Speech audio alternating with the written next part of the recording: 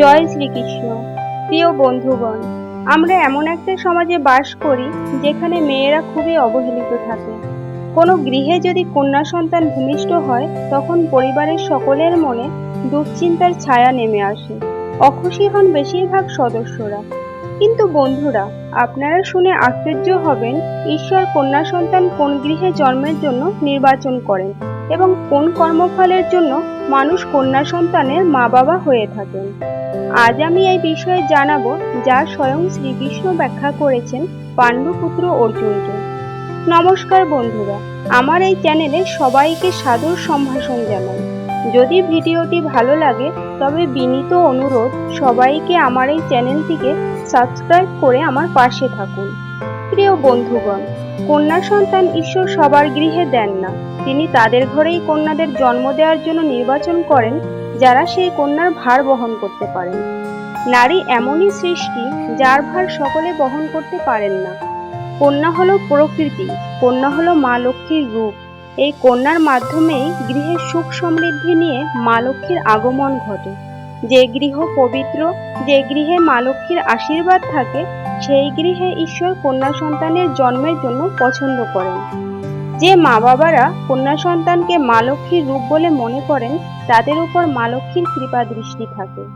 পৌরাণিক এক কাহিনী অনুসারে একবার ব্রহ্মার কাছে নারদমুনি জিজ্ঞেস করেন, আপনার সব থেকে গুরুত্বপূর্ণ সৃষ্টি কি? তখন স্বয়ং ব্রহ্মা উত্তরে বললেন, নারীই আমার সবচেয়ে গুরুত্বপূর্ণ ও চমৎকার সৃষ্টি। যে নারী তার সারা জীবন অন্যদের জন্য উৎসর্গ করেন, যে নারী কখনো মা রূপে, কখনো কন্যা রূপে, কখনো স্ত্রী রূপে, কখনো ভগিনী রূপে সর্বদা নিজেকে নিয়োজিত রাখেন অন্যদের সেবার জন্য। আবার কখনো মা দুর্গা রূপে অসুর বধ করতে পারেন, আবার কখনো মা লক্ষ্মী রূপে সুখ সমৃদ্ধি দিয়ে গৃহের কল্যাণ করতে পারেন। একবার পাণ্ডুপুত্র অর্জুন শ্রীকৃষ্ণকে প্রশ্ন করেন, হে মাধব, কোন কোন কর্ম করলে কোনো গৃহে কন্যা সন্তানের জন্ম হয়? উত্তরে শ্রীকৃষ্ণ বললেন, হে পার্থ, যারা পূর্বজন্মে খুবই পূর্ণ কাজ করেছেন, যারা পুণ্যবান, তারাই কন্যা সন্তানের পিতামাতা হওয়ার সৌভাগ্য লাভ করে থাকেন। কন্যারা পৃথিবীর নিয়মকে সচল রাখেন। যাদব শ্রেষ্ঠ শ্রীকৃষ্ণ আরো বলেন, সৃষ্টিতে যেদিন নারী সৃষ্টি বন্ধ হয়ে যাবে, সেদিন পৃথিবীর গতি থমকে যাবে। সুতরাং বন্ধুরা, কন্যা সন্তান যে পরিবারে জন্মগ্রহণ করেন, তারা খুবই সৌভাগ্যশালী হন। আমাদের সমাজে এই ধারণা আছে যে পুত্ররা বংশের মুখ উজ্জ্বল করে, কিন্তু এটা আমাদের অন্ধবিশ্বাস। পুত্ররা কেবল একটি বংশের নাম রাখে, কিন্তু কন্যারা তার পিতার বংশকে যেমন আলোর রোশনাই দিয়ে ভরিয়ে রাখেন, তেমনি বিয়ের পর শ্বশুরবাড়ির বংশকেও স্বমহিমায় উজ্জ্বল করেন। মেয়েরা দুই বংশেরই মান বাড়ান। অনেকে হয়তো জানেন না যে মেয়েরা পূর্বপুরুষের পিণ্ডদান করতে পারেন।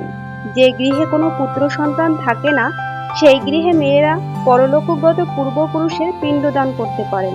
এমনকি শ্বশুর বাড়িতেও যদি কোনো পুরুষ অনুপস্থিত থাকে বা নাই থাকে, সেই অবস্থায় সেই বংশের কুলবধূ পিণ্ডদান করতে পারেন। এটা শাস্ত্রবিরুদ্ধ কোনো কাজ নয়।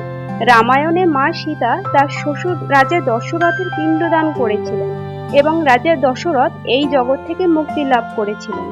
তাই বন্ধুরা, কন্যা সন্তানকে অবহেলায় নয়, বরং আদরে, মায়া, মমতা, ভালোবাসায় যত্ন করে রাখবেন। কন্যাদের অমর্যাদা মানে হলো স্বয়ং মা লক্ষ্মীর অমর্যাদা করা। বহু পুণ্যের ফলে গৃহে কন্যা সন্তানের আগমন ঘটে। পুত্র যদি থাকে সে তার ভাগ্যে হয়, কিন্তু কন্যা যদি থাকে সে হয় পরম সৌভাগ্যশালী।